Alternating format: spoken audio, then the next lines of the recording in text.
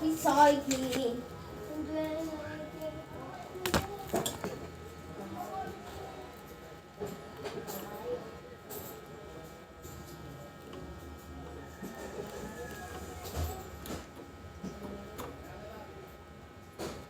Serata su vicini? Arriva, c'è un buio nel volo, andiamo sul sicuro, sofficino. Sofficino.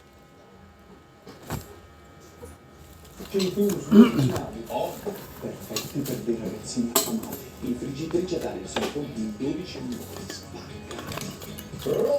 Esatto.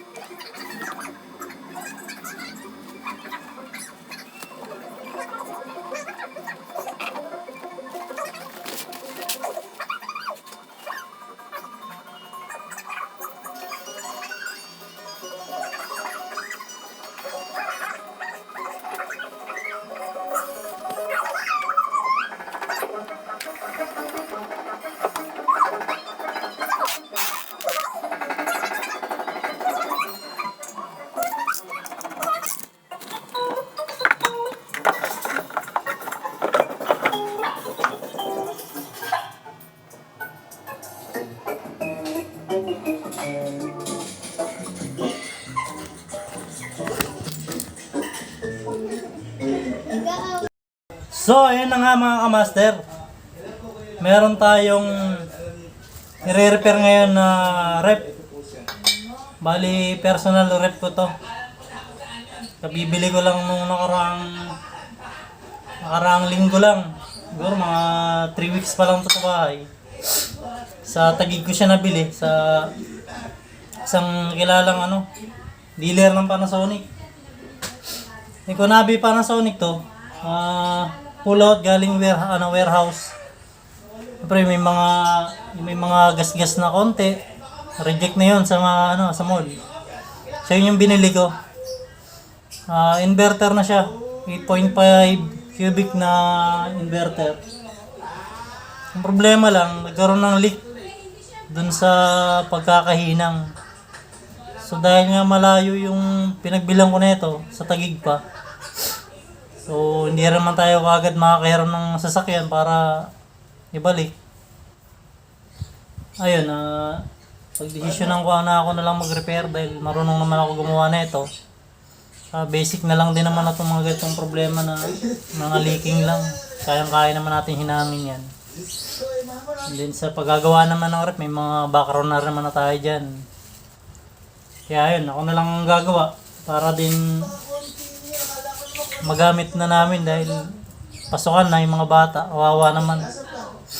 Hindi na kapag-stock ng pambaon nila. Bali, 1 linggo na nga itong nakastock dito dahil tuloy-tuloy yung gawa namin. Hindi ako na magawa to. Hindi ko mahawakan na magawa dahil lagi ako ginagabi ng uwi. Actually, galing nga akong Santa Cruz, Laguna kahapon. Nakauwi ako kaninang umaga na, mga alas 3 na dito sa bahay. Kaya medyo inaantok pa nga ako pero siguro nakabawi naman na kasi alas 10 na ako nagising. Hindi nakakain na rin. So ito muna gagawin ko. Ang refrigerant nga pala niya na ito ay R600 na. So dito, mapapansin niya parang kaunti lang naman na ito. Bali hindi naman ito nauubos sa isang rep. Kaya nang magkarga ng dalawang rep gamit to. Maliit lang. So ayun. Bumili na rin ako ng Ito yung luma niyang filter, papalitan ko na rin. So dito siya nagkaroon ng leak sa hinang na to. Dito sa pagitan ng copper to aluminum. Ito yung aluminum niya. Bakal pala to, bakal. So ayan, kung makikita nyo, dyan siya nagkaroon ng leak sa hinang na yan. So gagawin ko, hinahin ko na lang din ng panibago. Kaya naman natin hinangin yan. Bibili na lang ako ng flux para sa bakal tsaka copper na pagdidikitin. So ito, kabili naman ako ng bagong filter. Ito yung kakabit ko. Ito nga pala yung aking alagang makulit. Ito, chamiming ko. Hi ka, hi ka. Hi, mga kamaster, hi. Hi mga kamaster. Pala po ako. Lagi siyang nandito sa tabi ko. Siya yung lagi sumasalubong sa akin pag umuwi. Yan o. Tingin ikaw doon o. Hi mga kamaster! Kakawag-kawag ko yung buntot nyo. So ayun hinangin ko lang muna. Balikan ko kay mga kamaster ha. Hinangin ko lang to.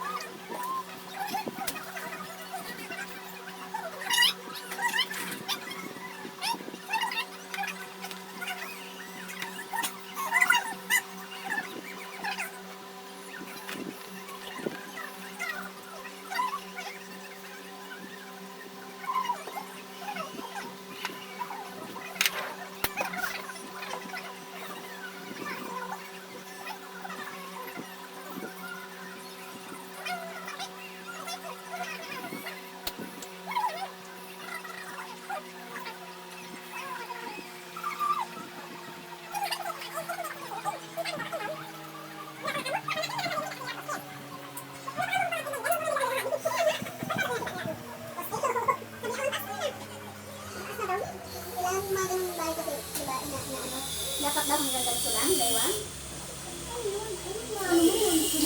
Ayos na. So ayan mga kamaster. Tapos ng repair ng ating rep. Personal rep to. And Panasonic. Bali nabili ko lang to dun sa tropa lang din. Kay Sir Mike, yan o. Bali nabili ko siya ng 8,000. So ayan o. Malamig na siya.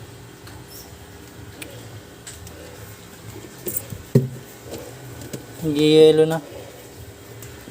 Ayan, yelo na siya.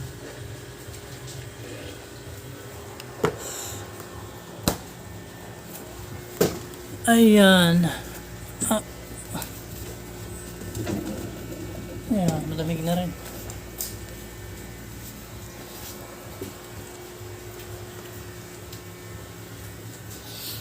Ligpitan na ng mga kalat. Ayan. Yung access valve, hindi ko na pinutol.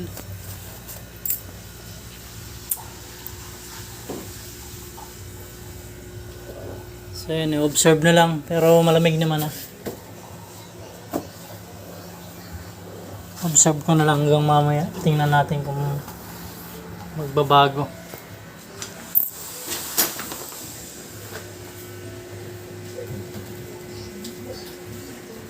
Hi Bunso!